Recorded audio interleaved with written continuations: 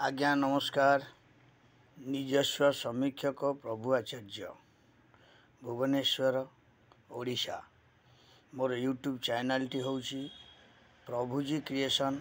आपण मानंकु आज अभिनंदन जनाऊँची। एई जो इंग्रेज मास 2024 गला 25 आगमन रे बुधवार प्राप्तरु मु आपण मानंकु अभिनंदन जनाऊँची। आपणकर समृद्धि कामना करुछि। प्रभु जगतरनाथ जगन्नाथ बलियार भुज भगिनी सुभद्रा सुदर्शन चतुर्धामूर्ति आपणकर चारि धाम को सब बेले शुभमय करंतु। आ 2025 टी आपणकर शुभप्रद हेउ। बाबा गोड़ा लोकनाथेश्वर धवलेश्वर शालेश्वर भीमेश्वर कपालेश्वर लिंगराजेश्वर कपिलेश्वर देवदेव महादेव मध्य आपण मानंकु घंट घोड़े की रखि थांतु। आपणकर सबु शुभ काम करंतु। आउ गोरखनाथ लड़केश्वर खिलालेश्वर पंचलिंगेश्वर कालेश्वर ये मध्य आपणकर पंचानन हिसाब रे आपणकर समस्त यात्रा सफल करंतु। माँ होइछंती बिरजा मंगला सारला हिंगुला चर्चिका भगवती समलेश्वरी श्रीक्षेत्र वासिनी विमला ये जो अष्टमातृका माँ मध्य आपणको घंट घोड़े की रखि थांतु। आपणकर चलापथ कुसुमित करंतु। 2025 आपणको पई शुभमय वर्ष हेउ या मोर कामना प्रभु देवादेवी को पाखरे। हेले गोटिए कथा मु आपण मानंकु जनाऊँची। आपण माने याकू एई चैनल टी प्रभुजी क्रिएशन चैनल टी की बहुमात्रा रे शेयर सब्सक्राइब एवं लाइक याकू मध्य आपण माने टिके दया करी की करिवे। मु प्रभु आचार्य भुवनेश्वर ओडिशा निजे चैनल टी की बहु कष्ट रे खोली। तेणु आपण मानकर सहायता शेयर सब्सक्राइब एवं लाइक होची मोर भविष्यत। तेणु मु मध्य खुशी हेबी। हेले आज गोटिए कथा कहिबी। आपण माने नुआ वर्ष को पालन करंतु। मंदिर मालिनी आमर हेउची ओडिशा। तेणु मंदिर मालिनी रे आपण माने सबु प्राय मंदिर मानंकरे बुलंतु एवं माँ को पूजा करंतु बाबा को पूजा करंतु सर्व देवादेवी की पूजा करंतु। निजर बापा माँ घरे थिले तांको मध्य पूजन करंतु। तांको पाद छुई पाद स्पर्श करी तांको ठरो आशीष नियंतु एवं आपण मानंकर समस्त कार्यर जो गुरु माने देव भव अतिथि देव भव पितृदेव भव मातृदेव भव माने एमानंको मध्य आपण माने आजिका दिन रे प्राप्तरु उठी तांको पाद छुई प्रणाम करंतु। हेले गोटिए कथा आपण मानंको कहिबी। ए वर्षटी 2025 जो इंग्रेज मास ताकू आमे माने आद्यरु पाली आसुछे। किंतु एटा प्रकृत आमर पालिबा मास नुह। किंतु समस्ते सम्मान दौचंती माने आमे मध्य सम्मान देवा। एटा होची प्रथम कथा। आमर सांस्कृतिक मास हेउची परंपरा मास हेउची आम उत्कल संस्कृति माटीर मास हेउची चैत्र बैशाखर प्रथम दिनटी होची आमर माने ओडिशार गणना पांजी गणना मास ताकू आमे मास रूपे मानिबा। याकू मध्य जेमिति मानिबा ताकू मध्य सेमिति मानिबा दरकार। यह हेउची मोर वक्तव्य एवं जणैबार अभिप्राय।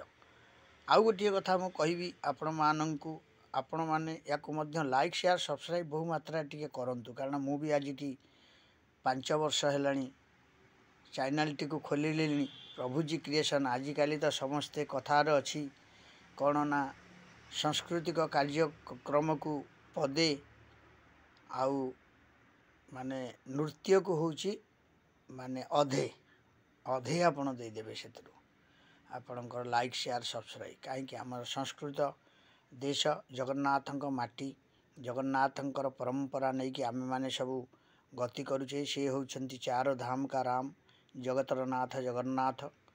तेणु तांको रे ये होची वीरत्व माटी आउ माने से बहुत शांत माटी नम्र माटी। तेणु उत्कलर माटी ଆଉ ଭାରତବର୍ଷ ଅଖଣ୍ଡ ଭାରତବର୍ଷର ଦେଶ ଇଏ। ତେଣୁ ଆମ ଭାରତର ସଂସ୍କୃତି ପରମ୍ପରା ୟାକୁ ଟିକେ ଆମେ ମନେ ରଖିବା ସବୁବେଳେ ଦରକାର। ଏଇଟା ହେଉଛି ପ୍ରଥମ କଥା। ଆପଣ ଭଲ ନ ଲାଗିଲେ ସେୟାର କରିପାରିବେ, ନ କରିପାରିବେ, ସବସ୍କ୍ରାଇବ୍ କରିପାରିବେ, ନ କରିପାରିବେ, ଲାଇକ୍ କରିପାରିବେ, ନ କରିପାରିବେ। ମୁଁ ଆପଣଙ୍କୁ ବେଶୀ ଆଉ କିଛି କହିପାରିବି ନାହିଁ। କାରଣ ଦେଖନ୍ତୁ, ଆଜିକାର ଏଇ ଯେଉଁ ଦିନଟି ହେଉଛି ଆନନ୍ଦର ଦିନ।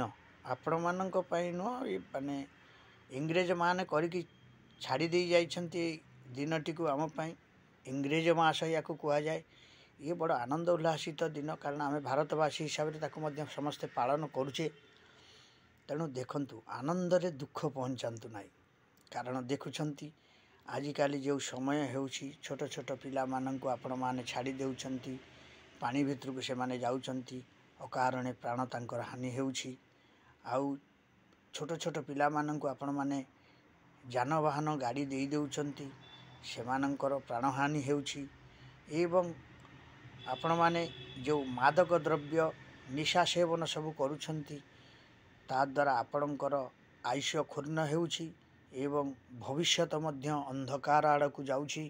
ଆପଣ ବି ଅଳ୍ପ ଅଳ୍ପ ସମୟରେ ସଂସାରରୁ ବିଦାୟ ନେଇଯାଉଛନ୍ତି। ସେଇଗୁଡ଼ାକୁ ଟିକେ ପ୍ରଥମେ ଆଜିକା ଦିନମାନଙ୍କରେ ମାନିକି ଆପଣମାନେ ଚଳନ୍ତୁ। ମୋର ଗୋଟିଏ ନିବେଦନ। ଆପଣ ମାନିବେ ନ ମାନିବେ, ମୋତେ ଗାଳି କରିବେ ନ କରିବେ, ଏହା ହେଉଛି ଆପଣଙ୍କର ବିଚାର, ମୁଁ କହିପାରିବିନି। କିନ୍ତୁ ମୁଁ କହୁଛି, ଦେଖନ୍ତୁ ଆଜ୍ଞା, ଦସ୍ୟୁ ରତ୍ନାକରରୁ ସେ ମଧ୍ୟ ବାଲ୍ମୀକି ହେଇଥିଲେ ଏବଂ ସେ ମଧ୍ୟ ଆଜି ସ୍ୱର୍ଣ୍ଣାକ୍ଷରରେ ଲିପିବଦ୍ଧ ହୋଇକି ରହିଯାଇଛି। ରାମାୟଣ, ମହାଭାରତ, ଗୀତା, ଭାଗବତ, ନାନା ଆଦି ଗ୍ରନ୍ଥ ସବୁ ରହିଯାଇଛି।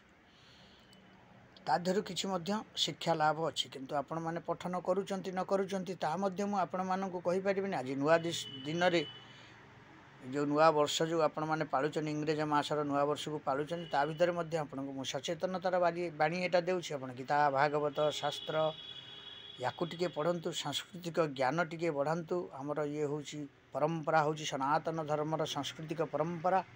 ଜଗତର ନାଥ ଜଗନ୍ନାଥ ହେଉଛନ୍ତି ଇହ କାଳ ପରକାଳର ଦେବତା, ସେ ହେଉଛନ୍ତି ଏବଂ ସୃଷ୍ଟିକି ସେ ସର୍ଜନା କରିଛନ୍ତି, ପାଳନ କରିଛନ୍ତି, ରକ୍ଷା କରିଛନ୍ତି, ସଂହାର ମଧ୍ୟ କରିଛନ୍ତି। ସେ ବ୍ରହ୍ମା ବିଷ୍ଣୁ ମହେଶ୍ୱର ରୂପରେ ଦେବତା। ତେଣୁ ମୁଁ ଆଜି ଆପଣମାନଙ୍କୁ ଏଇଟିକୁ କହୁଛି ଯେ ଆପଣମାନେ ଶୁଣିବେ ଟିକେ।